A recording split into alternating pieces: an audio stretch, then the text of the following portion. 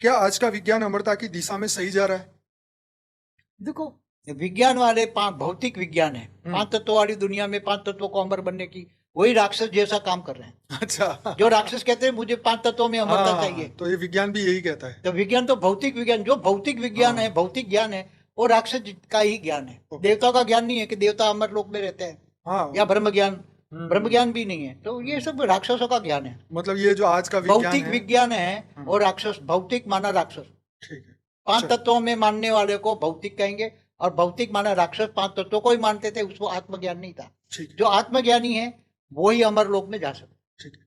क्या डीएनए और चेतना का कोई गहरा संबंध है? डीएनए तो उसकी, देखो, कारण शरीर से सूक्ष्म शरीर में और स्थूल शरीर में आता है तो उसका डीएनए बनता है। तो जो मन का कारण ही डीएनए है, मन बदलता है तो डीएनए बदल जाता है। ओके। मन बदल गया, मन में आत्मा स्वरूप है, मन में पावर थोड़ा कुछ आ गया तो डीएनए बदल जाता है। हर परिस्थिति में डीएनए बदलता है। ओके, चलिए। क्या फ्यूचर में मनुष्य अमर होगा या यह सिर्फ कल्पना है? कल्पना है, कोई अमर, यहाँ कोई अमर होने वाली बात नहीं है।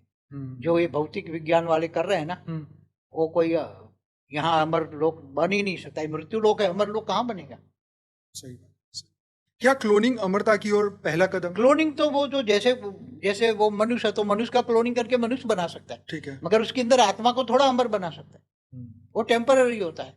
पर बाबूजी आजकल कह रहे हैं ना कि नसें डुप्लीकेट बना के डाल रहे हैं, लीवर बना के डाल रहे हैं। वो स्थूल चेंज कर सकता है शरीर के अंदर, जो 5 तत्वों का शरीर है ना, वो तो यही चाहते हैं ना कि यही शरीर अमीर बन जाए, या थोड़ा जैसे तो राक्षस वृत्ति है। 70-80 साल चलता है तो राक्षसों 200 ने साल। हजारों साल तपस्या करके ब्रह्मा से वरदान मांगा, महादेव से वरदान मांगा, तो भी उसको ये वरदान नहीं मिला।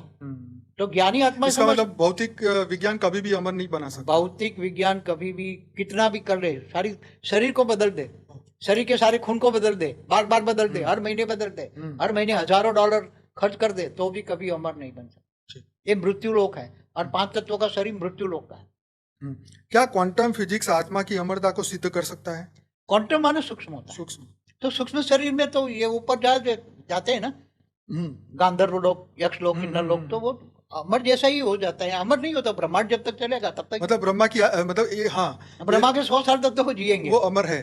ब्रह्मा के 100 साल जो ब्रह्मांड की आयु है ना, तब तक तो ये अमर लोक, ये ऊपर के 60 लोक है नहीं, मगर एक कल्प प्रलय में विनाश होता है। 3 लोक विनाश होता है। ठीक है। कल्प प्रलय तक उसकी आयु, फिर ऊपर चले जाए, आत्मा निकल जाए, ऊपर चले जाए महालोक में, तो आत्मा बच जाती।